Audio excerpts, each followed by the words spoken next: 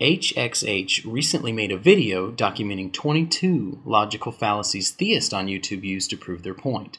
Just because he was full of shanty logic doesn't mean that I can't have a little fun and do him one better. Actually, let's see if his arguments are logical at all. This is by no means comprehensive and only covers the basics. Tu quoque. This is where one person responds to a criticism of their position by pointing out a similar error in their critic, a tactic which actually does nothing to further the cause of the original position. Like when you make a 22-point YouTube video in response to a theist and, instead of answering his arguments, just throw back more arguments. To avoid using an ad hominem argument, this video critiques his logic and not just him as a person. Ad hominem. To state that someone's argument is incorrect by attacking the person rather than the argument, like saying that your opponent is full of it instead of critiquing his argument, or saying that Christianity is wrong because there are self-proclaimed Christians who have done wrong things, like the Crusades. Straw man. Critiquing an extreme or made-up view of an opponent's argument instead of dealing with the actual argument. Throughout the video, straw men are used instead of credible, intelligent arguments made by Christians. How many people actually say, "I'm a Christian because C.S. Lewis is a Christian"? Excuse me, sir. Sir. Yes? Why are you a Christian? Why am I a Christian? Well, it's simple. Because C.S. Lewis is a Christian. Narnia, baby.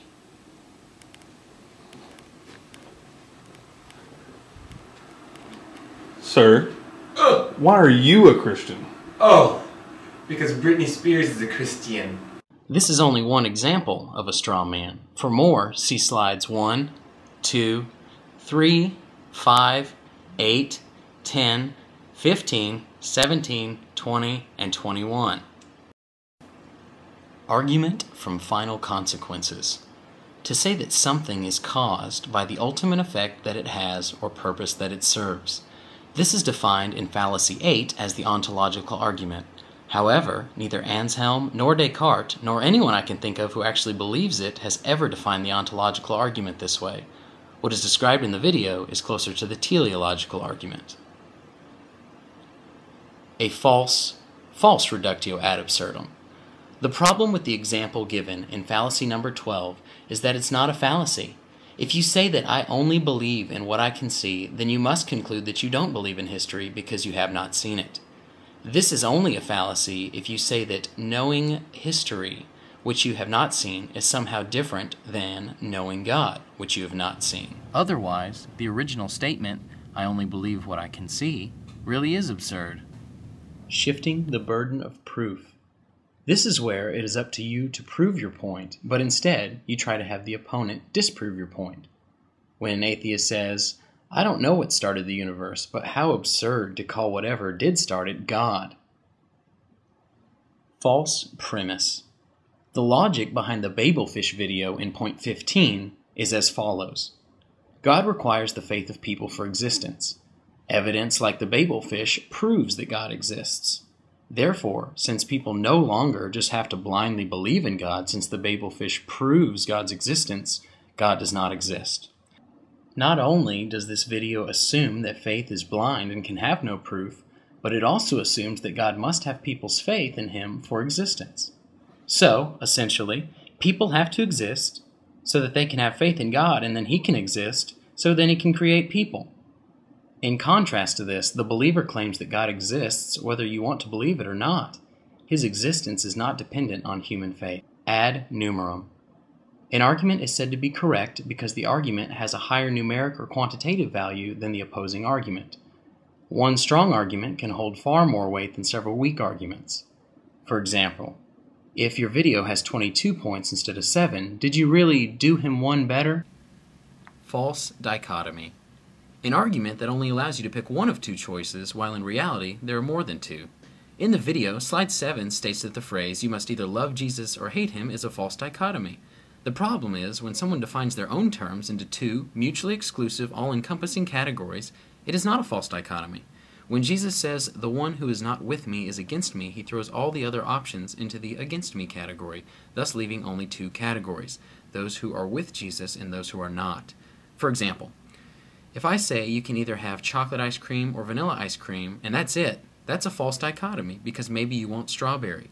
But if I say that you can have either chocolate ice cream or non-chocolate ice cream, that is not a false dichotomy because all the other flavors of ice cream are in the non-chocolate category. This example is to point out that you are either in the Jesus category or the non-Jesus category. Just liking Jesus or feeling indifference towards him puts you in the non-Jesus category. Personal incredulity. An argument cannot be explained or understood, therefore it cannot be true. For example, I cannot imagine a God beyond our knowledge of science, therefore God cannot be true. Inconsistency. Applying criteria or rules to one belief or claim, but not to others, like critiquing theistic logical fallacies by committing the same fallacies. Non sequitur. A conclusion that does not follow from the premise. On slide 19, the ontological argument is said to be a non sequitur argument.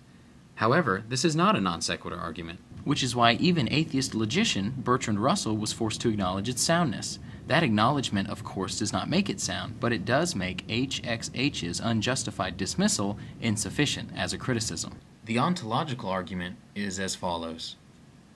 1. It is possible to conceive of a most perfect thing. It may or may not be real, but the concept can be had. 2. A thing would be more perfect if it existed in reality rather than just existing in the mind. If you disagree with this, then you'll have to undermine one of the two premises that you've already agreed to.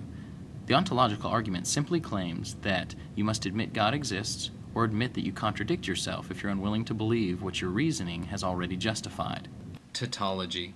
The conclusion of an argument is contained in its own premise, i.e., there is no new information in the conclusion that is not already stated or assumed in the premise. This fallacy would be more aptly named question-begging. This is similar to a circular argument. Christians are usually criticized for saying that the Bible is God's Word because God says it's His Word. However, that does not make its use invalid, for all arguments for an absolute authority must ultimately appeal to that authority for proof. Otherwise, the authority would not be an absolute or highest authority. This is seen in science when someone says, "I'll only believe what I can prove with the scientific method." Now, forget for a moment that you can't prove the scientific method using the scientific method, but this statement commits the same circular problem. I believe science because science says it is right. Or, I believe in logic because it is logical. Or, I trust my senses because I can feel them. Which leads to my last point. Argumentum ab imperfecta norma. This is an argument from an imperfect standard. It is like using a ruler that is only 11 inches long. All of the logical points made in HXH's video are constructed by a fallible human mind, a mind that has made mistakes and has forgotten things. Although I have had some fun in this video, the point of it was not to mock or anything like that, but rather just to say, is your mind a perfect standard? Have you ever forgotten anything? Have you ever reasoned incorrectly? Have you ever been wrong? Right now you're trusting that you're not in a dream and that your senses are working properly. Could it be possible that God exists outside of your limited, finite knowledge of the world around you? Could He be personal? Could He have sent His Son to take your punishment?